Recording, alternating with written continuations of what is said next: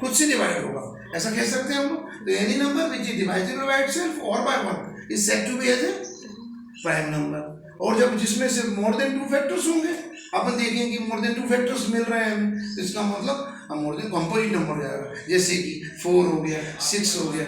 तो अब मैं आपको एक चीज़ और बताना चाहूँगा, फंडामेंटल थ्योरम। आखिर बार बार फंडामेंटल क्यों, क्योंकि नंबर सिस्टम क्यों रखा, इसे फंडामेंटल्स में आता है ना, बेसिक है ना, बेसिक चीज़ है। तो बेसिक चीज़ को समझने के लिए फंडामेंटल थ्योरम का समझना ही बहुत जरूरी है। इसकी स्टेटमेंट है, तो every composite number can be expressed as a factor of primes and this factorisation is unique.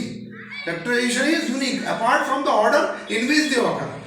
मतलब अपन किसी का फैक्टर करते हैं, लेटर सपोज मैं एग्जांपल समझाऊंगा तो अच्छे समझ में आएगा। जैसे मान लीजिए मैंने 6 लिया और 6 लेता हूँ, तो 6 के फैक्टर क्या होते हैं, 2 और 3। तो फैक्टराइज 6, तो 2 और 3 फैक्टर आएंगे। मान लो कोई बच्चा करता है तो 3 से करता है स्टार्ट, तो 3 और 2 हो गए, तो 6 तो आएगा ही पक्का, 2 2 3 6 हो जाएगा। तो 6 के फैक्टर्स क्या होगा, 2 भी होगा, 3 भी होगा। ये क्या यूनिक है, ये प्राइम फैक्टर्स हैं। तो फंडामेंटल थ्योरम स्टेट्स दैट, देखो fundamental theorem states that fundamental theorem of arithmetic states that fundamental theorem of arithmetic states that every composite number, fundamental theorem of arithmetic states that every composite number can be expressed as a every composite number can be expressed as a factor of primes, and this factorization is unique. This factorization is unique, कह सकते हैं हम लोग, factorization unique होगा apart from the order in which they occur।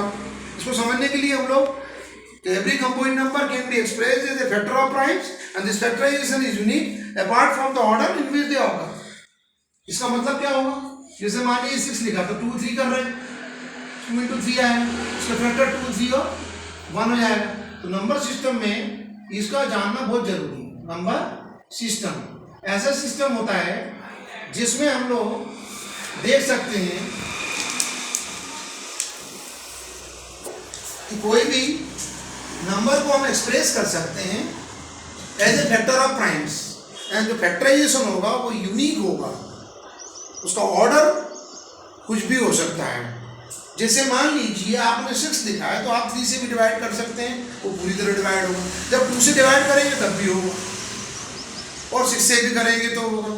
तो आपका factorisation करने का अलग तरीका है, परंतु 6 तो दे रहे हैं, तो apart from the order in which they occur, तो ऑर्डर की कोई रिगार्डलेस ऑफ द ऑर्डर की कोई मायने नहीं। तो इसलिए मैं आप लोग को यही बताऊंगा कि यदि बाई चांस आपको मैं नंबर सिस्टम बता रहा हूँ और ये सब चीज़ें बता रहा हूँ कि बेसिक्स, और ये बेसिक्स के लिए आपको डिवाइसिबिलिटी भी, जब फैक्टराइजेशन करेंगे बहुत सारे तो आपको फैक्टर्स करने आने चाहिए, तो उसके लिए डिवाइसिबिलिटी हो। तो 1 to 11 तक आपने पढ़ी है तक, अब आपको है ना सर्च करना है और गो थ्रू करना है फैक्टर्स करके। फैक्टर्स आपका कोई भी नंबर आपको दिया जाएगा, आपको फैक्टराइजेशन करना बाय योर सेल्फ। फैक्टराइजेशन कैसे करते हैं, टेबल याद आनी चाहिए, तो टेबल आप लर्न कर रहे हैं, after that you will get. और यदि बाई चांस आपको मैंने ये सब चीज़ें बताई हैं, आपको समझ में आए, तो आप सब्सक्राइब करें मेरा चैनल और बेल भी बजाइए, और फिर और बनाऊंगा ताकि उत्साह से जितना अच्छे से अच्छा बना सकता हूँ बनाऊंगा। बट आपको करना पड़ेगा प्रयास, तो प्रैक्टिस नेक्स्ट से maths perfect. Understand everybody? Okay, thanks.